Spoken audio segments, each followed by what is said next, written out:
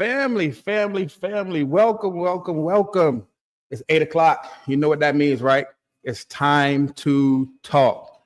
And boy, oh boy, do I have a show for you today. But first and foremost, let me give a big shout out to my sponsors, Incision. If you haven't checked out their website, please go to incision.care. Request a demo today. I cannot stress to you how important education is to our staff. And this platform actually does a very, very, very good job of keeping everybody to a standard and providing detailed information. Again, incision.care. Request a free demo of their site today. Make sure you tell them that Time to Talk sent you. RST Automation, again, moving the industry forward with innovation that increases quality, efficiency. Again, RST Automation, increasing your efficiency and the quality of the things that you're processing every day. Family, this week marks an important milestone for me, and I wanted to share that with y'all today. I know y'all saw the commercial last week, and I'm ecstatic to show you. I got mine in the mail. I haven't even opened it yet, so I wanted to share that moment with y'all. So without further ado, it's here. I definitely got to show you. Look, learn to listen so people are willing to talk. It is here. The second book in my Time to Talk series that focuses on intentional conversation. It is here. I'm so proud of this project, and it's all because of you all that I'm able to do and just out here sharing the information back and forth with everybody. Again, book number 2, Learn to Listen so people are willing to talk. It is here. Y'all know how I am. I got to keep showing you, make sure you get your copy today. In the spirit of that, I wanted to talk today about challenges and collaboration. What does true collaboration between the departments look like? Are we truly listening to each other when things arise, and how are we trying to fix those challenges? I know that from every facility I go to, the number one thing I get a lot of times is the relationship between the OR and SPD is broken. And how do we fix that? It's definitely challenging, to say the least. But should it be, though?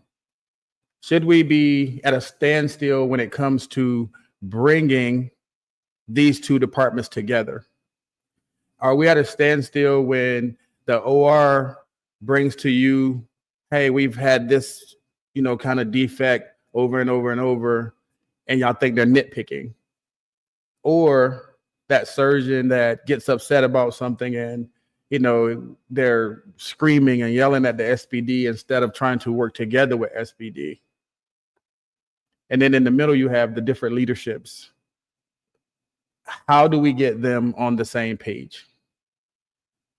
That is where we're at with today's episode. So what I wanted to do was I wanted to put everybody in the room that should be in the room to have that conversation. So I reached out to a doctor friend of mine. I reached out to a coordinator that I know. And I also brought to y'all a frontline tech, but not just any frontline tech. I went way across the water for this frontline tech. So he's going to explain his situation and where he's at so that you actually get to see how it's done everywhere. And we're going to have a conversation. Due to circumstances beyond our control, my manager wasn't able to join us. But hey, we have enough experience that's going to be in the room that I think that we're going to convey the message very clearly across the board. So without further ado, I want to bring in AY, Mr. Bill Russell, and Dr. Jacob Tatka.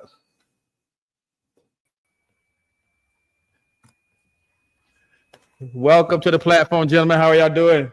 Doing great. Great, thank you. Fine, and you? Thank you. I'm well. I'm excited about what's going to happen today and what we're going to accomplish. Shamu, I saw you. Becca, I saw you. Carl, I saw you. Sharon, I saw you. Welcome everybody to the platform. Just for general purposes, can we get introductions? AY, I'll start with you since everybody's dying to hear where you're at and what you do, sir. Hi, so good evening, but from my side, I'll say good morning because I think we are in 2 a.m. right now. So my name is Ayomide. So I'm a certified sterile processing here in Nigeria.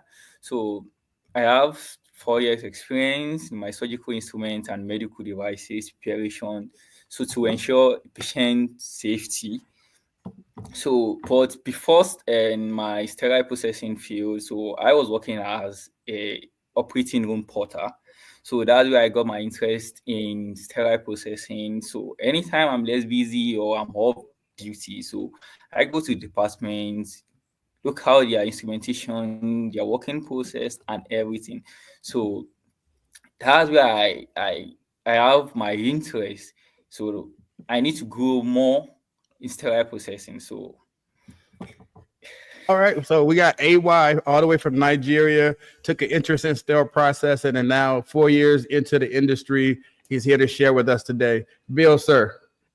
Well, thank you very much. It's really good to be here, a part of this conversation today. My name is Bill Rishell. I am a sterile processing technician with over 20 years in the industry. Wow.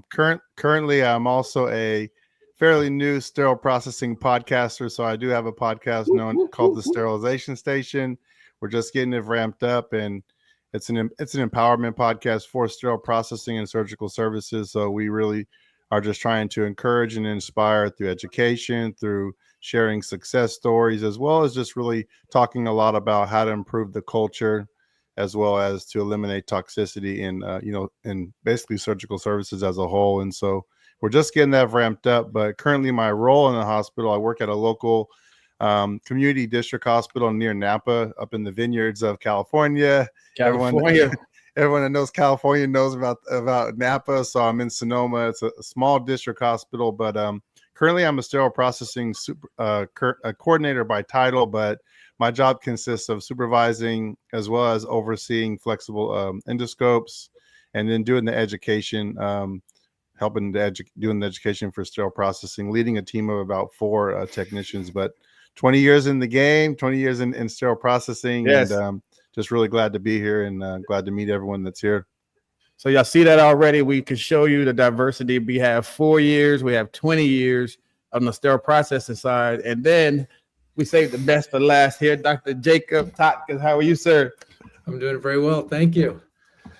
So my name is Jacob Tatka. My nickname is Kuba. I'm an orthopedic surgeon. I specialize in hip and knee surgery. Primarily, my practice has been hip surgery with a focus on hip arthroplasty, replacement revisions. Today, I did, for example, a periprosthetic fracture. So trauma is a part of what I do. And I also have a little bit of a niche, and that's really helped me in my career and my ability to help people is hip preservation. I guess this is my 6th year of solo practice and probably 13th year of being an orthopedic surgeon. And through my training, I've worked in ORs all over the world, including Switzerland.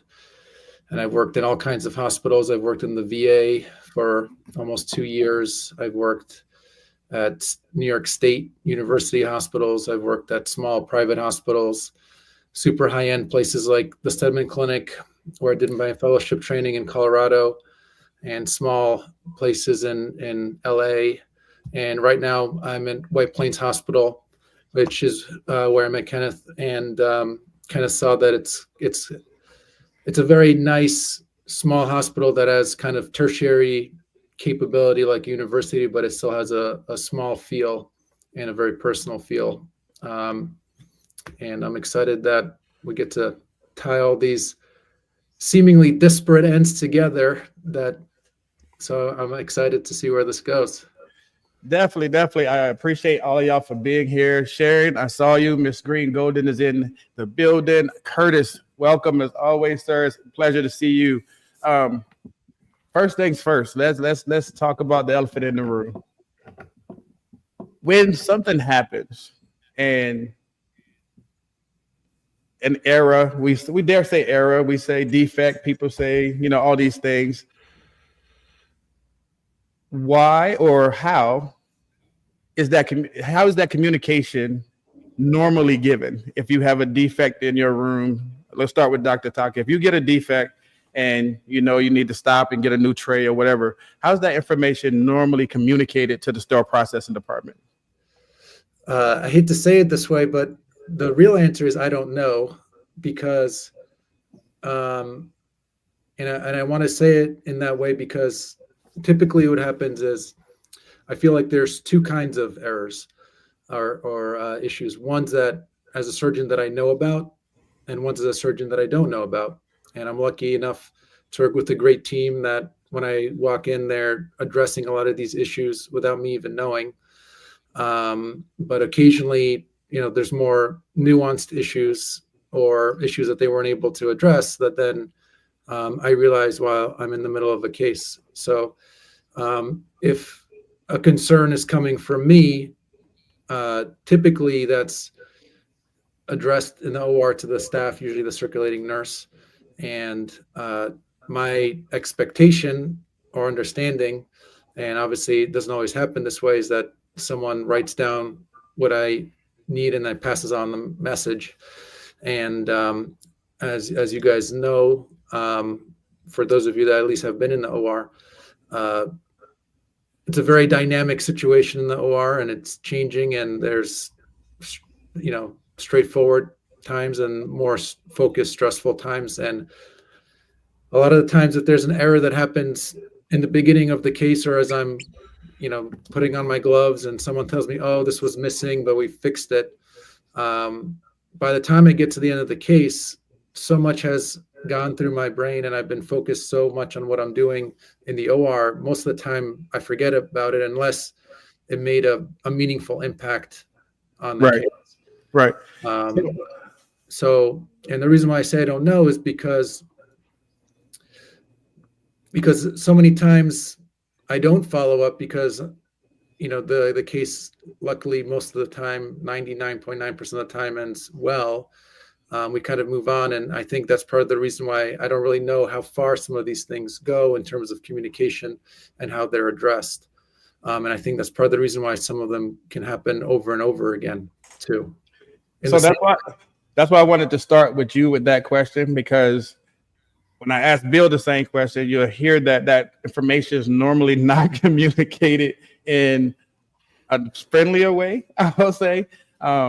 It's normally some yelling and screaming on the other end of the phone when, like you said, it may not have an impact to you at all at that moment. It may be later in the case. It may have been before you came in the room, any of that kind of stuff. And I saw Sharon put up a great comment. She said, if you do have a great team in front of you, then you would never know these things happen. And that's the beauty of it, is if your team is working efficiently and everything is going the way it should be, you wouldn't notice when something like that happens, unless you're right, unless it's happening to you in that real moment. Bill, same question. How do you normally get those errors or those communication things to you? Yeah, this is a very good question, and as I'm pondering on it, I'm thinking about it. Really depends on the dynamic of your hospital, because I was working at a hospital that had over 22 surgery rooms, including the ambulatory, basically same day surgery centers, and we were privy to have instituted a sterile processing liaison, which basically I stayed in the operating room, and my job was to carry a phone, go to the rooms, manage the turnovers, check the case cards. And so in the case when a problem would happen, they typically would call me first. I would come to the room, assess what the situation was, and then if we needed to get another tray or whatever the problem was, we basically would jump right on it. And like the doctor was specifying, that if you are part of a good team, the doctor wouldn't even know what happened, because they were able to fix the situation right away. Our organization had a form that we filled out if a case cart was wrong, whether it wasn't picked right or whether it was an error in an instrument, it was missing a major set. Like I know you're doing like totals, hips and stuff like that. There's that system of trays collectively is used to perform a surgery, and one piece where a sterile processing technician might think, man, that's just one piece, but that one piece is so vital and it can change the dynamics of that surgery. And so we would have a form we filled out, we document it, and that would go directly to the manager to review whenever he arranges a time to review those. And that would be a part of our process improvement plan to make sure that situation doesn't happen. So that's the way in the facilities I've worked at, is that we usually had someone in the operating room. Now, if you don't have a liaison, usually the circulating nurse would call sterile processing. They would complain about the issue. And then typically a lead tech or maybe a supervisor will go to the room, assess the challenge. And then from there, we just triage what's the best way, the quickest way to make sure that this case is not delayed. That's exactly right. I just want to give a quick shout out. I saw Shelly, I saw Rob, I saw Neil, I saw Sean. Everybody's here supporting y'all tonight. So I just want to make sure that we get everybody that's on the call. Just thank you for being here. Thank you for allowing us to educate you a little bit on these processes today. AY, I want to hear your take on, from a frontline tech, how it's conveyed to you from your management, or what do y'all hear? Because I know that Bill said it nicely, and I know that's not always the way it comes across. But I want to hear your take on it. But I'm gonna get that right after this commercial.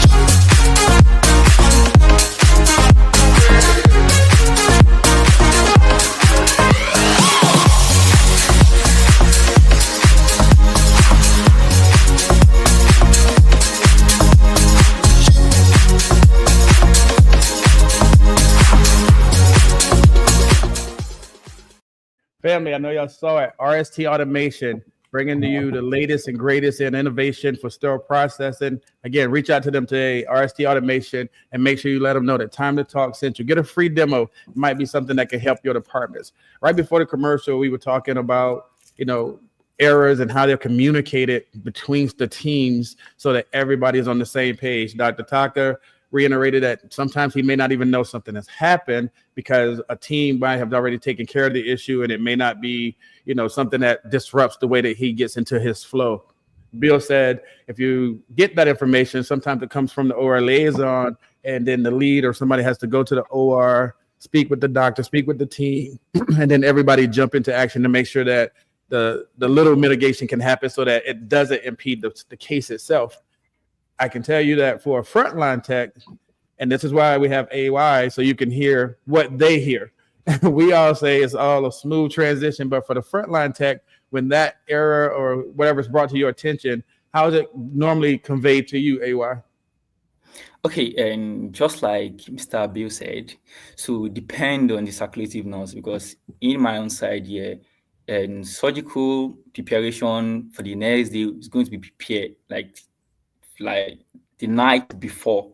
So everything they need and everything will be sorted out. But some circulative nurse or some nurses don't get the feedback from us. Maybe the instrument is complete or what they need is complete from the set. So some just thought everything is there. So during the surgery, there might be some instruments missing. The surgeon might ask for his own preference. You understand? So this might cause an issue, calling back to back. So there will be a technician that will need to go down to OT, look for the instruments, and sometimes the surgeon might not know anything is wrong, or there might be a way to improvise or to look for the instruments or to check on or to manage so the issue won't escalate or something like that. So there might be a way to resolve the issue, and there might not be a way to resolve the issue. There's going to be a escalate and a big problem. So something like that.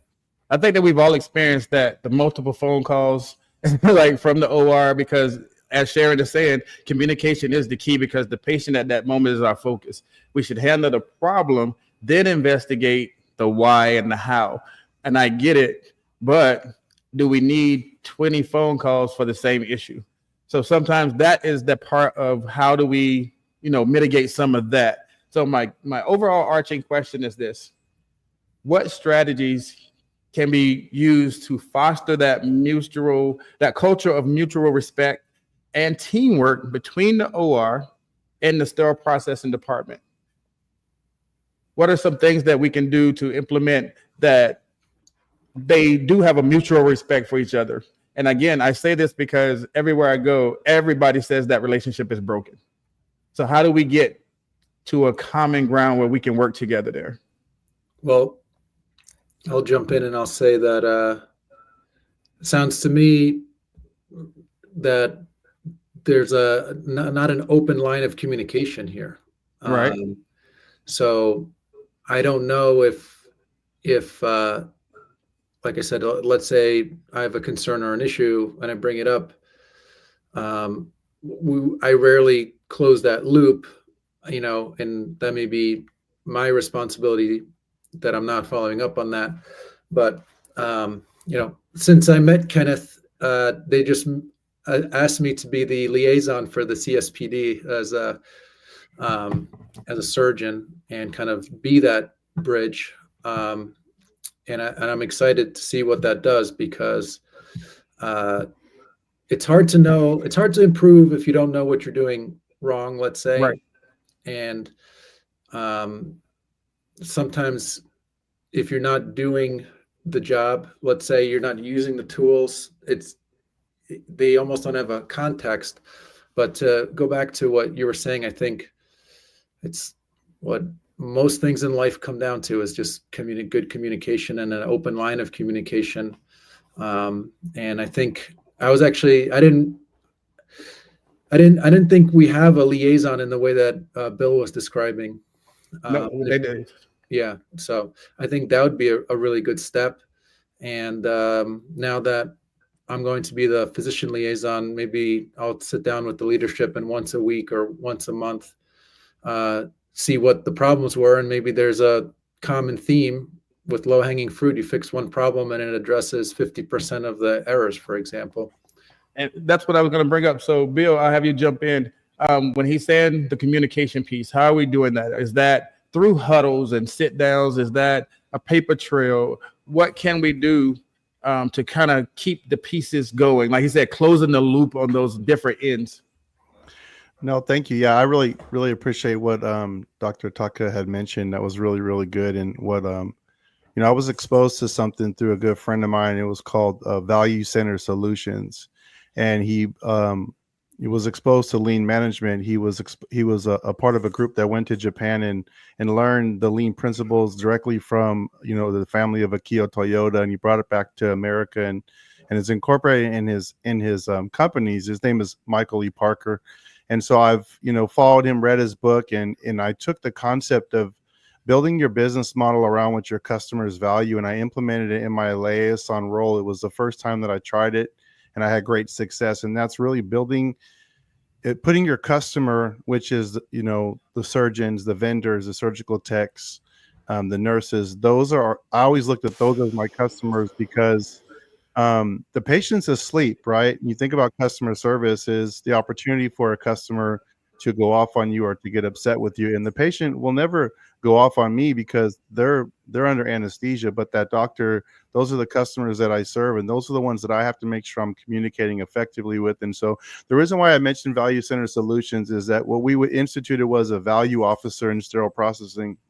And there would meet with your service leads. You usually would have an OR tech or a nurse that would manage ortho and spine and, cardiac and all the different areas. And we would meet periodically, weekly, and we would sit down and have meetings about maybe Dr. Tatka wants a new tray and he wants new instruments, and maybe we need to create a new count sheet, and we look at the processes. And so when you're meeting, regularly with these teams and you're talking about how can we strengthen the value stream that's within the operating room and how we're providing, the service to our customers, which is the surgical department. So that really worked well with us. And of course, there's huddles. You can have huddles. You can have the OR staff come to SPD huddles. You can have us go to some of their huddles. But I think really you got to sit down with each other and talk about some of the challenges that you're having and create processes that are really going to benefit. So I think if you have a team member in SPD and the service leads in all the different services of the OR, and you meet regularly and you have a very, like, it's very strategic, you take it very serious, you don't cancel the meetings, you make sure that you're meeting, and you have someone that's documenting and taking notes, and then you implement that stuff, you'll start to see very quickly how the changes, because you have a voice, right, and communication, Right. about having that voice that people can communicate. And that person from SPD is meeting with SPD before he goes up there and having all these ideas from the team, and he's representing SPD as that value officer, and he's actually sharing suggestions, and the OR sharing suggestions, and then we test, and then we evaluate it. We do the root cause analysis of everything. And so anyways, don't be in talk a lot, but I do feel like if value is at the center and we're willing to collaborate, I think success is just bound to be in the future. It's a bunch of comments here that I want y'all to hear, because I know that the what y'all are talking about is important, because I can see it through the comments that are coming through. So I want to read a couple of them to you. Like Sharon Greengold just said, it's about working together before there is a problem, and that includes communication and the positive dialogue about the processes and the issues, not excluding one or the other. You have to talk about your processes, but you also have to address the issues. And like she said, that's that communication, right? Becca says change starts with honest conversations. Outdated habits and silence holds us back, but progress comes from speaking up, challenging the norm, and demanding better. She loves the honesty of the conversation. I saw where Juan said, you have to say there's one singular focus, and that's the patient. One band, one sound. That's my favorite quote of all time, right? So one band, one sound. Everybody has to be on that same accord to make sure that we're all doing the same thing. And I saw that Sean had a nice one up too. And it says that SPD process education directly with the surgeons is very important. There's a lot of assumptions out there. In order to level the set expectations, specifically with the surgeons, they must know the process, including when things go wrong and why. They are the tip of the spear when it comes to patient safety, and there shouldn't be any surprises prior to the patient coming into the room, let alone post anesthesia. And I want to share that in one of my encounters with Dr. Tatka, and this is why I respect and wanted him on here. Even before he went into the room, he said, "You know what? You're right. I want to go down and see the process of sterile processing." So after he was done with his day, after doing all his surgeries, we actually did the tour, and he walked through decon, wanted to be explained what that process looked like. He walked through prep and pack, wanted to understand what those processes look like, and even down to when it comes out of the sterilizer, what happens next and what happens next. And for the sterile processing staff, I can tell you that when he left, they were amazed that a surgeon came down and wanted to know what they do. So that was one of those moments where they're like, okay, he actually wants to care. He wants to know, so that, again, we know how the phone calls work, right? They'll send you a tray, say, I need this turned over, but you get a phone call in like 2 minutes. Like, hey, is the tray ready yet? Because they're not understanding the processes. So now that he's been down and seen, like, hey, and I had to tell him, like, hey, no, once it goes in that sink, it has to soak for a little bit. Once it goes in the sonic, it's a cycle. Once it goes in the washer, that's another 30, 45 minutes. And he's like, oh, okay, I didn't know all of that. But seeing it, it does change your perspective. And Sharon, she said, ask Dr. Tak, how many SPD managers has he ever worked with, and do they come to your room? Uh-oh, she starts stuff. I have to say that I don't think me or most surgeons have really worked with SPD managers in that one-on-one kind of a way.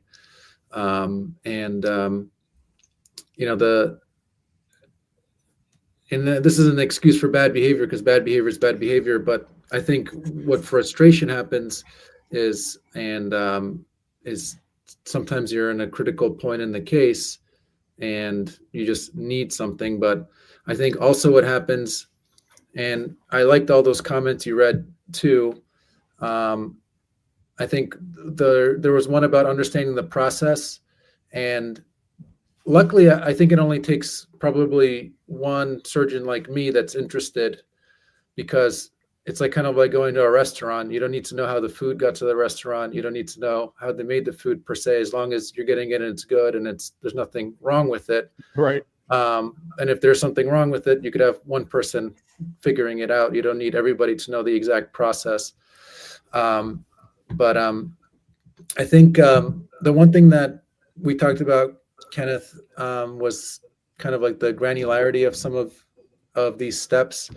And I think a lot of people just assume this is like washing your dishes or something, where you just stick it in there and maybe there's like an extra magical step that no one really knows what it is, and then it's good to go. And obviously it's not that simple. And I think one reason why people get frustrated too, and it always goes back to communication, and it might not even be communication in that moment. I think because communication has historically been so bad, and I hate to say it that way, but it just hasn't been good between CSPD and the operating room, that both sides probably feel a little bit scorned. And that's part of the reason why you probably are getting a phone call every 2 minutes, because the person that's calling you every 2 minutes in the past didn't do that. And then their tray came not in a normal hour to be reprocessed, but came like 3 hours later. So I think having that kind of, if there was an understanding that there's an expectation for repeated, predictable communication, those phone calls won't come. Because if I know that, let's say we send something down, or whoever's managing my room, because I'm operating, knows that you send something down, you always get a phone call back within 5 minutes that says, we have this in cooking right now, so it's going to be a little bit of a wait, but I could tell you this will be ready in an hour. Let me give you an update in 30 minutes that we stuck it in the sterilizer. And then, Okay. You know what I mean? As opposed to sometimes things get sent down, you don't even know if they made it. You don't know if there's someone even in the central sterile, because maybe you're doing a case late at night when a lot of these things tend to be the biggest issue. And it starts causing those miscommunications, basically. AY, I want to ask you the same type question from a frontline sterile processing tech perspective. Are you invited into these conversations? Do they ask you to be a part of any of these groups, or just, hey, what is your opinion about how communication can be, improved in a department? Do they involve the frontline techs? Yeah, they do involve us. Sometimes we have this issue. Okay, this issue of surgeon calling, how many minutes? What about my instruments? Okay, in a situation whereby we have back-to-back cases on the same instruments, and we have a poor communication from the oral nurses. So, and the surgeon we think is the fault of the SPD department and not our fault. So the surgeon will be angry. Where's the instrument? Why is the instrument not ready? Something like that. So there is, I don't know, I think there is a breakdown communication there. So there should be a feedback. I will encourage a feedback from the nurses. Okay, I've sent this instrument. We are using these instruments. Pack again, something like that. And we SPD should give back the information. Okay, we are going to be running for 30 minutes. The autoclave, so minutes. There should be a breakdown. Okay, I'm running this so minutes. I'm running with standard circle or a rapid circle. There should be a feedback information between the oral and the SPD. So there won't be And we've dealt with that one. We've seen that one, like when they schedule those back-to-back cases. Yes, it has to take a very tight team to know that, hey, as soon as those instruments come down, they need to start being processed. Even if it's, right when they're done from the room, can we get them downstairs and get them in the process, because we need them for this very next case?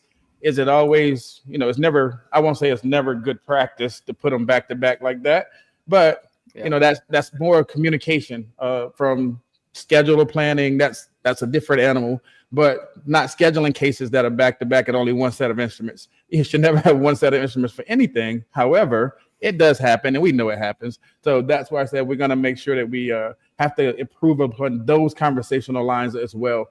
So again, great conversation. I got some more comments to read, but we're going to get to all that right after this commercial. Do you want greater success and satisfaction in your career? Do you have ideas that you desire to contribute? Then it's time to invest in you.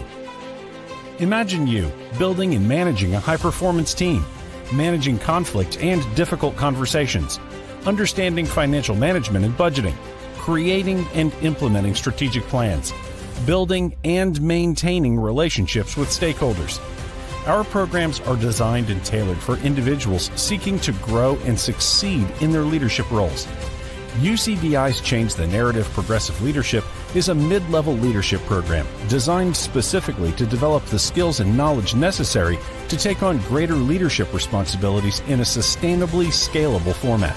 So, if you're tired of seeing ineffective processes, unhealthy work distribution, lack of follow-through and accountability, and you want to be an answer for yourself and for your team, then this is the program for you.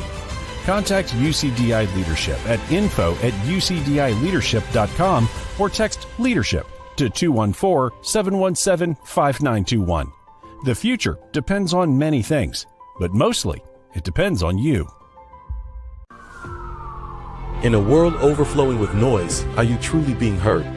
Or better yet, are you truly listening? Kenneth Campbell, industry author and expert in sterilization, is back with his latest book, Learn to Listen, so others are willing to talk. This book isn't just about hearing words, it's about understanding, connecting, and building trust. Whether you're leading a team, navigating relationships, or simply striving for better conversations, these practical strategies will transform the way you communicate.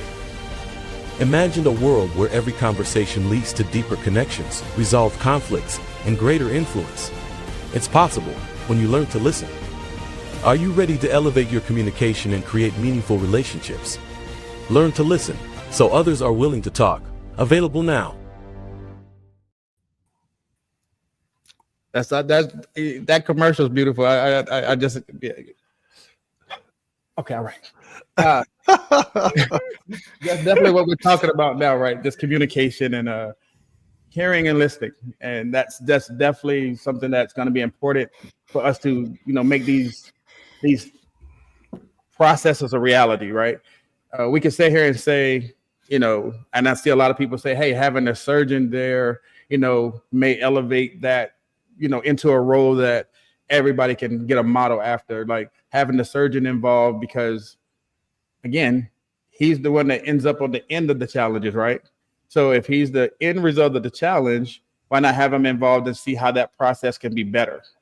So that's what I want to talk about in this next few minutes. Like, Bill, what are some of the common challenges that you've seen, faced, and let's all talk about how some of that we can incorporate some of that into like a process to fix per se, because somebody else might be going through some of the same things. So you mean like in general? Like that's a just in general, yeah. Not your specifics there, but just in general. Well, I think there's so many different type of challenges that we can face in sterile processing as a whole. I mean, we do have the surgeon here, so if it's related to like instrumentation issues, I think it's you have so for instance, I guess what I really want to say is like sometimes like education is so important because sterile processing represents like a unit, and when one person is doing something wrong, it can be reflective on the whole department. And I've seen where one person didn't process an instrument right or prepare an instrument right, assemble an instrument right. And so what management will do is they'll bring in a vendor to come do an in-service on the whole department for just that one bad apple. So right. I think, but it is, the front line of defense is always your education. I remember a time I was called into the room and I was a liaison and the supervisor was new and he said, well, I don't know what to do. How are we going to solve this problem? And, what do you think I should say? That, they put these arthroscopy scopes back into the set, and it's been a few times and they weren't changed out. And so I told him I would go in the room and don't just tell the doctor, sorry, it won't happen again. You have to have a plan. And I would approach it. I would approach it through education. I would after the case tell the doctor that you're going to get the tray yourself. You're going to make sure the scopes are changed.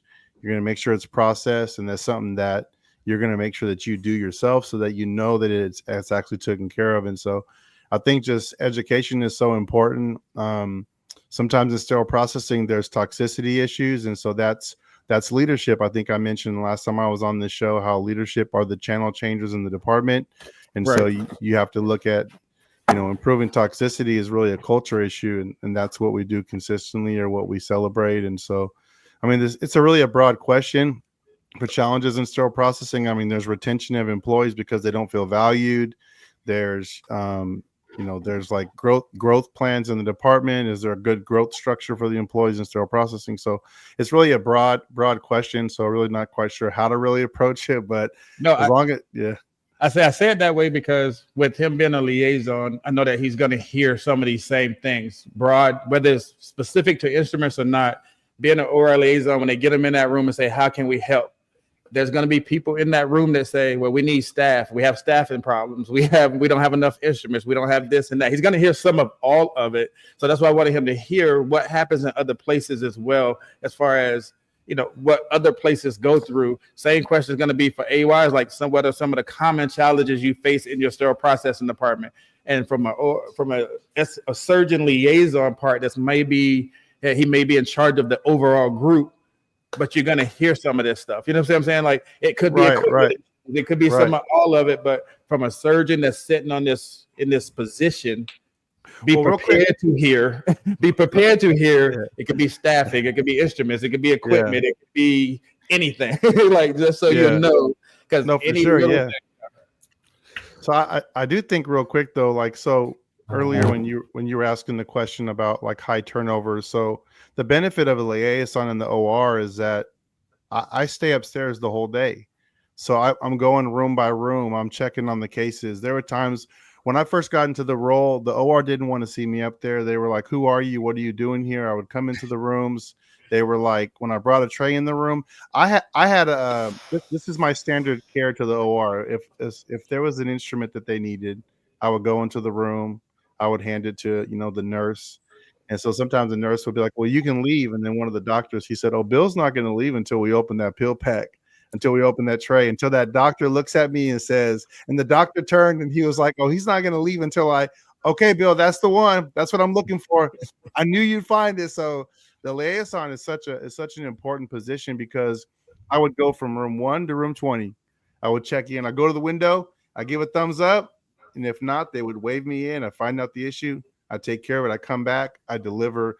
Okay, that tray is being turned over right now. You can let the doctor know or whatever. So a liaison is so important in keeping the flow going in the OR, if that makes sense. Right. AY, I want to get to you, but I want to go through some of the questions and stuff that are here. I'll start with this one. Sharon says, I hope all parties can reframe how we see these challenges. Most are opportunities for resilience and innovation. Please don't cancel me for saying anything, for saying it. And right, it's how you reframe the challenges and how you turn that into an opportunity for everybody to work together. Like Carol, we need to be the change and work hard at the communication piece being talked about. A lot of great ideas I'm hearing. I saw Sharon had some more comments that came up. She says I found that when a doctor knows they can count on the SPD to be present, they gain confidence that we are here to care for the patient and assist them in the surgical process by providing instruments that meet the parameters for patient use. Again, to what Bill said, he doesn't leave until that doctor says, yes, that's the right instrument. That's what I'm looking for. And it shows that we're there. Again, back to Becca saying regular check-ins with the surgeons ensure that they have what they need and help identify improvements for smoother workflows. Communication is the key. Show them that you're there to support them. Again, I think that everything that we've talked about, all of the challenges and stuff, the simple answer, and it's not as simple as we say simple, but the simple answer is it starts with a base of communication. Am I fair to say that? Everything starts with that base of communication. And same thing, AY. I know that I won't say the processes are different, so you're going to probably school me on a little bit of this, but what are some of the things you see in SPD that you've encountered as far as challenges per se? Okay, and I'll start from the recognition of SPD in my country is different from your country. Right. Because in my country, there's no SPD leadership, there's no sterile processing manager. So SPD reports to the OR manager. So it's very difficult to employ a qualified sterile processing technician. So after when me and my colleague got certified, so I realized there is no more certified CSSD or sterile processing in my country. So I realized most of people are just working with the experience, or the experience passed down from the nurses or from the doctor or someone. So I realized there's no continued education. So me and my colleague actually pushed ourselves. We go online, upload and build a LinkedIn profile, go on YouTube. So we compare. We realize, okay, there is a lot different in this advanced country and us. But I was privileged to work in an organization where I can operate advanced sterilizer, plasma sterilizer. So this helped me a lot in my career. So I realized the main issue in my SPD is the leadership. We are still reporting to the OR manager. So we don't have CSS, we don't have their own manager. To me, I think we are still too qualified, certified sterile processing I've seen here in my country. I know y'all heard what he said. I want to make sure y'all don't skip over what he just said. He said in his country, there are 2 certified people. Him and his colleague, they don't have SPD leadership. They report to the OR manager. Let the OR manager, let that soak in for y'all for a second. 2 certified people. Let me say, most hospitals, you see that it's their nurses that process the instruments for the surgery. Most hospitals like that. So I realized why, but in a country whereby the SPD is not really recognized. So what do you expect? So something like that happens. I would say that we, as a whole, feel that that a lot of people don't know what happens in SPD. A lot of people don't know the processes.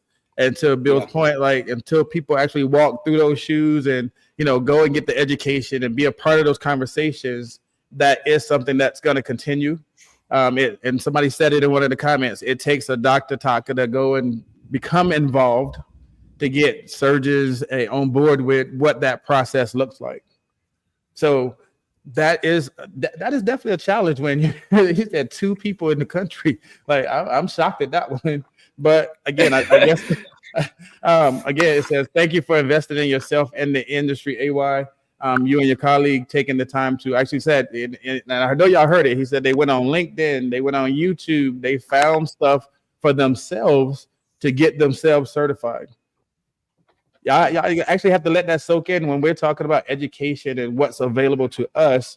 They're going on these type of platforms and finding things to get themselves educated and take themselves to the next level. We don't have that educator. They don't have that educator they can run to and get the books or go sit in a class and do any of that kind of stuff. Exactly. Because before prepare for my exam, one of my friends in India, Jaya Chandra, he was the one that helped me get the book, the 9th edition HSPA. So he was the one that helped me get the book, because in my country here, you can't find the book.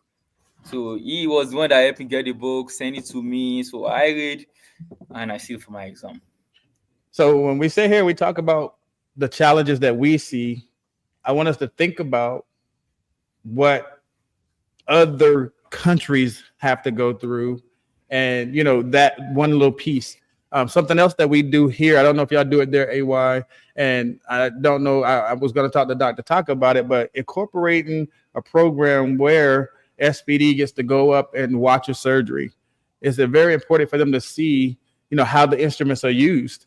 Because when you're downstairs, that this comes apart, that comes apart, or you don't know that this comes apart and that comes apart, and you don't know how instruments are used a lot of times. So incorporating that part, and also having the OR come down and work in SPD for a bit as far as their orientation or, their new hire process, so they can actually see what that process looks like. There are different things that can happen so that everybody understands each other's role. And I think that's part of the challenge as well when those phone calls are coming. And like you said, it could have been, hey, you got burned one time and the tray wasn't ready, the communication wasn't there. But if you don't know the process, then you're going to get those back-to-back phone calls. How come the surge tech is calling, the nurse is calling, everybody's calling for the same item that just came down on the elevator. It can't be ready that fast. Y'all do know that, right? It can't be ready that fast. So having those conversations, dare I say, the communication piece again, right? Sharon says, in emerging countries, education for SPD is mostly non-existent. That's why she do the missions, and knowledge is power. And I know that there are a lot of people that go on missions, and Sharon, thank you for that as well. There are a lot of people that go on missions and try to help educate and share and, try to get everybody on a level playing field. So let's talk about efficiency real quick. I don't want this to turn into a work pitch, and I'm not going to turn it into that. Definitely not. But when we're talking overall, like trying to improve processes so that things can work better, this whole season has been dedicated to efficiency, quality, and innovation. Bill, how do you handle that piece for your department over there as it pertains to the quality portion? The quality portion, well, I think it's important. I mean, both of the standards that we, the SC 79 and the 91 both have a section that refers to a quality program and a quality plan. And so it's really important to have that quality plan documented. I've worked at a few hospitals where they are doing functions of quality, but not something that you can go to and read, whether it's online, to say this is our quality program or this is our continuous quality improvement plan or whatever. So it's really important to have something that you've established in your organization. A lot of quality, competencies is a part of quality, your verification testing, anything you're documenting is a part of quality. Doing your quality assurance checks on the trays is also part of quality. So I think efficiency has a lot to do with, like, I think with our competencies and our in-services and our trainings are really important to help strengthen efficiency. And then a good leader, when you have a good leader, they're going to be like for myself, I'm constantly working alongside with the team. So watching them do a task, helping them, educating them if I see something that's not necessarily right or it could be improved, just working aside them sometimes, going to decon, gowning up, getting my PPE on, and just being present to there shows the support for the team. I think that's really, really important with efficiency. What's really unique is like the hospital I'm at, we are like really old school. We don't even have a tracking system yet. We're a small district hospital. It's really like I went back in time, but it caused me to really appreciate it more because I'm able to bring like a lot of changes, and it's something I've always enjoyed, is going to a hospital and like creating a 90-day process improvement plan. And so it's been pretty exciting to do that. But I think efficiency just has a lot to do with creating a plan and then implementing it, and then practice sharpening it, continuing to sharpen that efficiency through education, competency, stuff like that. So Dr. Tatka, from your newfound role as the liaison, you're going to run into a lot of these conversations about them needing education, them needing more supplies, and being an advocate on that side. Assembling a team that focuses on all of those sides, from your side, the surgeon side, the SPD side, the education side. What would be the main focus of your group when you actually get that team started? What would be something that we could look forward to? Well, first I want to say, before I answer your question, is I loved hearing what AY said, and it's I love hearing people talk about things they're passionate about, and it's wonderful to hear. And one small comment I would say that, and we don't have to talk about it now, but I'd be curious how shortening the communication chain may actually improve some things. And obviously there's downsides not to having leadership or seniors, but at the same time, if you're as driven as AY, I could see how that could streamline a lot of the processes. So kind of to answer the question, the overarching question that you asked before I answer what I would do, because I think it'll provide context. There's a surgeon, Charlie DeCook. He's out of Atlanta. He'll do, believe it or not, in 2 rooms, he could do 16 cases by 11 a.m. and it sounds almost like psychotic. And I understand why it sounds that way. He'll do 20 cases by 1 o'clock in 2 rooms. And you would think that you go into that OR and there's just going to be stuff flying everywhere and people are going to be like, go, go, go. And it's going to be totally crazy. And it couldn't be further from that. And there's that classic kind of Marine saying of, what is it? Smooth is slow is smooth and smooth is fast. Right. And one thing I learned from Dr. DeCook was that you can have, and this is specific to surgery now, but I think it applies broadly to anything, which is that you can have surgeons that are fast, that are good, and you could have surgeons that are fast and they're bad. Right. You have surgeons that are slow, but all slow surgeons are bad by definition. Right. Because if you're good, it's going to naturally go fast. Because if you're good, you're going to be moving. You're not going to be making mistakes. In my surgical training, there was another hand surgeon I trained with, Dr. Teplitz, and he'd always say, go slow, because if you make a mistake, now you have to retrace and you're wasting double or triple the time. Right. Do it right the first time and you're not retracing and you're actually saving time. And these are all themes on the same thing. And to answer your question, I think, it's going to hit a lot of the things we're talking about today, but in terms of education, I think understanding the process. But before you can understand the process, you have to have a good process. And like you were saying, to make a good process, like you were saying, you need to know what the goal is. If you don't have a good goal, then you don't know where you're going to end up. You need to know what your target is. So you need to define what the target is. And once you have a defined target, and sometimes those targets have to be really specific, because it's not say you're going to have 15 trays in the room on time that are all sterilized, because maybe it needs to be more specific than that. And then you work backwards from there to develop the process. And, some of these things can get broken down into throw it in the washer and the sterilizer, or count it, and it's done. And you say it in one sentence, but obviously it's not that simple. Right. And I think like one way that, and we talked about this a little bit, I saved about 3 hours on my day in turnover time, because what I did is I stayed in the room. I didn't leave. And I helped the team that came in to clean. I helped them clean. I saw why it would take them 5 minutes to come in the room instead of 1 minute. And I addressed that problem. I saw that they were throwing things out in a certain order. And I would ask, why do you do it that way? Because they didn't have this. So we made sure they have that.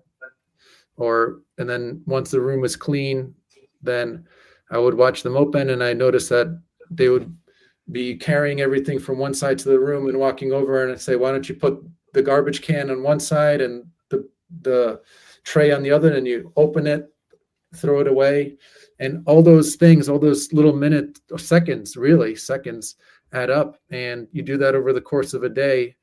And now I'm finishing cases I'm doing a 3-case day is not ending at 4:30. It's ending at 1:32, and I'm doing a 4th case. Right. Because in my ambulatory center, we close at 5, and I only have 1 room at this time. So I think for me to be able to help, I really need to step into the shoes of every person doing it, and I need to see how they see it. And because I'm looking at it with fresh eyes, if I understand the process, then maybe I'll see things that someone doesn't see, because they may have already kind of in their mind developed this process, and it may work 90% of the time, and that 10% of the time is when you get a frustrated call from the OR. Why is this like this again? And you develop a blind spot. And one thing we talked about, Ken, is for example, in medicine, there's some doctors that get better, and some doctors that don't get better. And one classic example of doctors that have a hard time getting better specifically are mammographer radiologists, because they look at a scan looking for cancer in somebody, and that cancer might develop 5 years later, and that doctor never knows because they just read that scan and they may never even talk to the patient. And this all goes back to the communication part, which is if someone's preparing a tray and then that gets put on a shelf or whatever, even if it goes the next day, and then maybe it's a shift and you're not back again until the following week, and then someone tells you there was this thing you did last week, right, that you screwed it up, and you're like, I did 50 of those things last week. And you start, and you don't really know. So you have to start understanding what the process is, breaking down and closing that communication loop so that you can convey and you have a sense of, like you were saying, see a case, because you could see, oh, wow, you really need that. And not that this needs any emphasis because it's something that I think everybody knows, but it's kind of one thing I learned from one of my mentors in my residency is he's a tumor surgeon, Dr. Fazil Khan, and he does insane stuff, like hemipelvectomies and 12-hour tumor surgeries where if you slip 1 millimeter, like someone's paralyzed or bleeding to death, but you can't leave a single cell of cancer, or so he's incredible surgeon, and he always used to tell me that it takes one thing to go wrong in a case to completely change the trajectory of the surgery, and that trajectory of the surgery can change someone's life. Right. And to bring it back to CSPD, there was a case that I was in where we didn't have the normal retractor that we use on the anterior of the acetabulum for a total hip. And this was a conversion of a nail that failed, a broken hip to a total hip. And that bone is very soft in someone that's in their late 80s. And we used a Holman that was sharper. It cut through the anterior column, and the patient had a pelvic discontinuity. This fixation of the cup was basically impossible. And we did what we could, and she basically never walked again. And it's crazy to think that it was just from using one wrong instrument. I'm not going to say at the time whether it was incorrectly used or it wasn't available or whatever.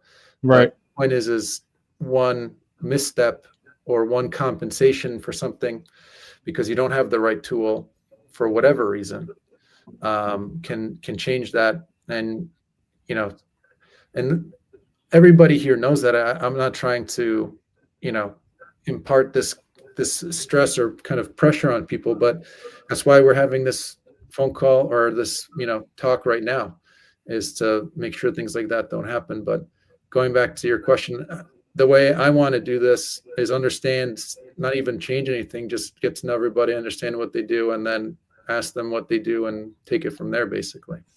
I think that's the best way, Dr. Tatka, and we definitely appreciate you taking on that role and bringing surgeons into the fold where we didn't have that collaborative effort before. That, again, as a lot of people here would tell you, surgeons don't really come down to SPD unless it's a problem. You're going there to try to get ahead of the problem before that problem can actually become a problem. And with that, gentlemen, let's give away some money. If you are here in the comments and you have made comments, you have been entered into our drawing, and we are going to give away our prize for this evening. I saw Becca here. So Becca, yes, you will now get your gift card from last week. I saw your comments. I know you are here. So AY, get us a countdown. You can start at 5, 4, 3, 2, 1. Let's get a countdown so we can get this money giveaway, sir. 5, 4, 3, 2, 1. It's a lot of people. We got people here. Let's who's winning this week. Let's see. Patrick Farmery. Congratulations, Patrick. Congratulations. You are a winner this week, sir. And how we do this, you will be here next week and let me know that you're in the chat, and we will make sure you get your gift card, sir. So again, congratulations to Patrick. Thank you for being here, and definitely real quick for you, Dr. Tatka, Sharon says not crazy at all, but the reason why instruments need to be checked and inventoried, just so you make sure you have the right things in your trays. And that is a basic function of what we do downstairs. But once you are involved and you're seeing that process, you'll see what she means is that that's not crazy at all. That's what we do, like making sure the right things are in the trays. And, so that is part of our job. Family, we've had a very spirited conversation here. I appreciate Dr. Tatka, AY, Bill, and just seeing in the collaborative way that we came together to have this conversation. And now we're knowing that going forward, we have surgeon champions who are willing to step into a role and help us on that end. Bill talked about like the education piece and the communication and how that will shape going forward the industry itself as well as your department. AY showed you from his end how they're not set up like we are, but still using innovation, LinkedIn, YouTube, and personal connections to get themselves put in a position where they can make an impact in the industry by becoming certified.